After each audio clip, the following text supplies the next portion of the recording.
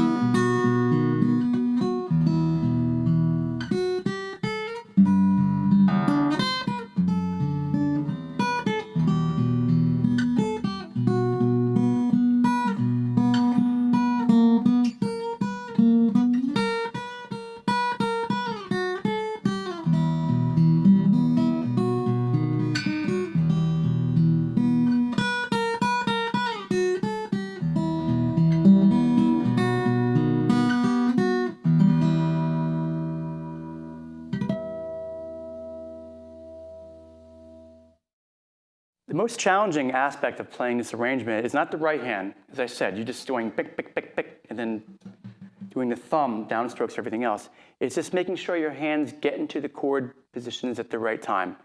There are a couple of little bit of stretches, and you need to kind of let go of a note in time to move your hand. So just let me walk you through it from the beginning. Okay, the thing that's going to really make it come to life is using these finger slides.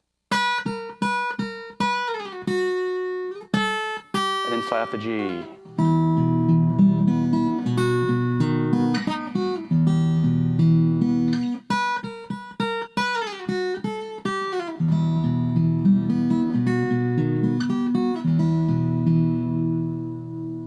To me, that's, you're taking advantage of what the guitar has to offer. You can't slide like that in the piano.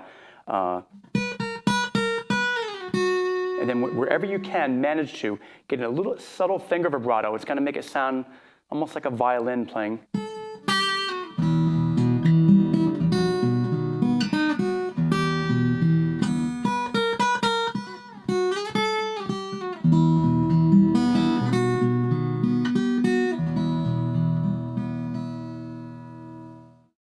That first A section is relatively easy. One thing you want to also think about is getting these arpeggios very precise and making them flow, kind of like the ocean waves ebbing and flowing, It's E minor, and B. So and you want to let it kind of breathe, make contrasts in volume and dynamics. Louder, softer, down to a whisper, then bring it up, kind of swell.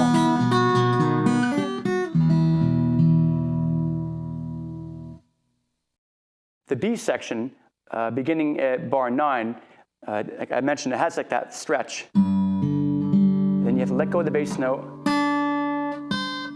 and then D over F sharp, and then you have to let go of the bass note again, then E minor. This is interesting, it's all B octaves.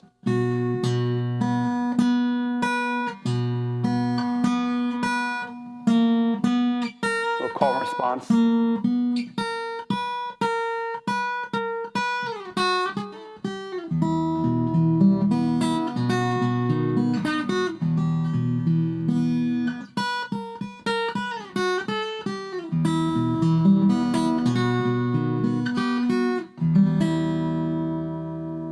want to roll that last chord because you're only using the bottom string and the top 3 strings. So, and then as a little bonus, you can add the nice E minor harmonic at the 12th fret, which is performed by lightly laying your any finger, I use my ring, directly over the 12th fret, not behind it the way you normally would, but, and you strum the strings and let go of them.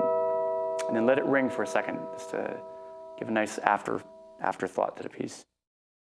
Another thing you can do to add expression to performance is to vary the tempo a little bit. As I mentioned, you want to let the volume kind of swell, ebb and flow like ocean waves. You can do the same thing with the tempo. Like you can actually take liberties and slow down and speed up a little bit. This is called rubato in classical music. So I'll kind of exaggerate that. I'll play it through again and kind of show you what I mean.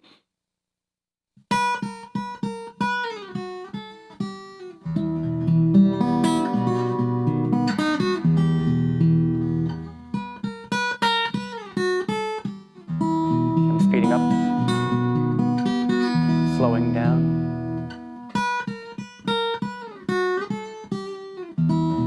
Speeding up for the arpeggios. And laying back. And then speeding up.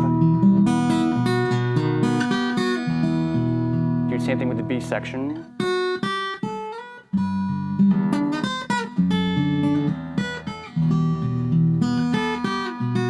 You can slow down here.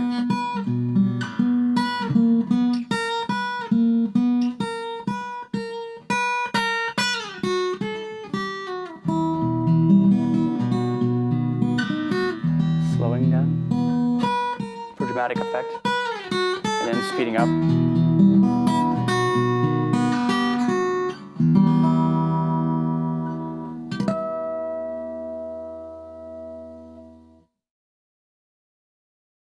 If you have a capo, you can play the piece in its original key, A minor. Actually, the name of the piece is Bagatelle number 25 in A minor. And you'd be happy to know that when you do that, all these stretches,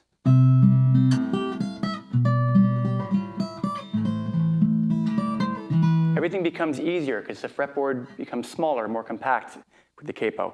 So one thing you just have to remember, though, is that all the tab numbers, you have to add 5 to them, right? You're going up 5 frets. So that first 2 notes are 7 and 6. Now it's actually at the 12th and 11th frets. So just think 7 frets up from the capo. Here's a capo at the 5th fret. 1, 2, 3, 4, 5, 6, 7. So it is just make sure that all tab numbers relate to the capo position. All right, here it is. I'll play the whole thing through in A minor. I'm playing it the same way as I did, as if it were in E minor, but the capo is transposing me up a 4th, so all the chords sound in A minor. Here it goes.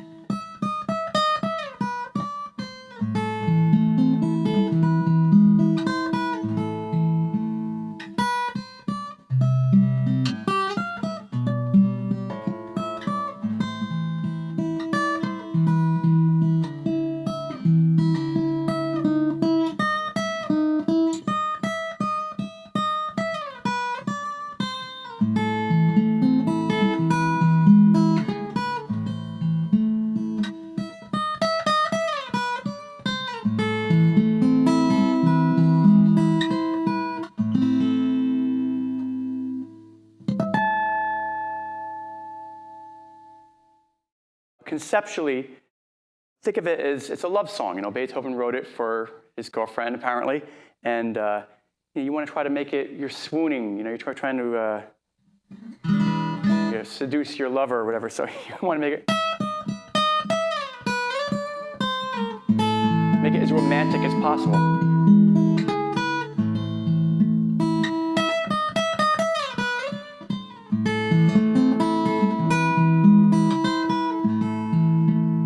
It really comes alive then. It's not just a mechanical, notes being played in order.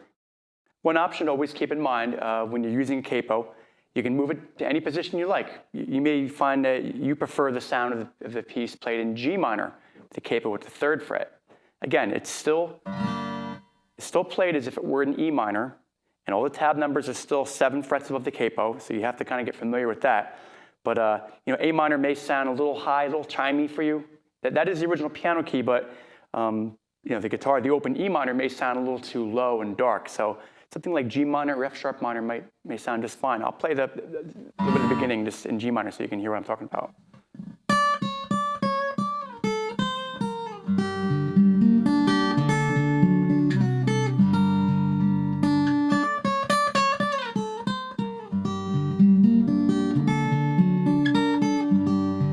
I'll go to the B section.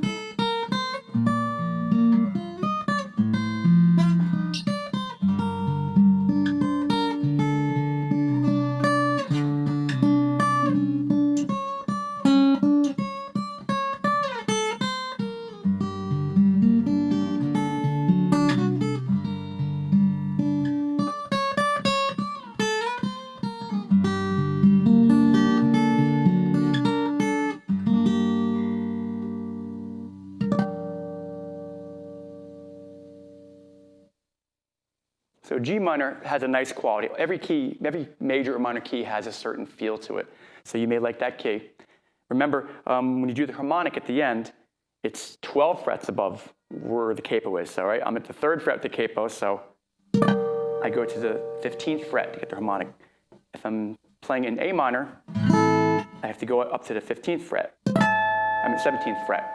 That may be if your guitar doesn't have a cutaway, you may have to go like this. Whatever it takes, go like this. It looks actually kind of cool. And of course, opens just 12th fret. Okay, have fun with it.